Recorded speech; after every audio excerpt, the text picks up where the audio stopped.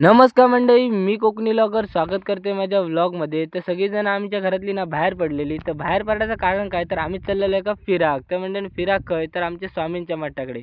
भिवू नकोस मी तुझ्या पाठीशी आहे, असं आपल्या सगळ्यांका ब्रीदवाक्य आपल्या सगळ्यांका स्वामींच्याकडे आपल्याला माहितीच असा. तर त्याच असे आम्ही सगळे चाललेलो एका मठामध्ये. तर कोकणातलं एक स्पेशल मठ आपल्या सगळ्यांका माहिती आहे का माहीत नाही. तर हडपिडामध्ये हो मठ असा. तर ह्या मठाकडे आम्ही सगळेजण इल्ला. तर इल्यानंतर ना ह्याला वातावरण एकदम मस्त वाटत होता, कारण की पाऊससुद्धा काहीतरी आता कमी झालेलो दिसता.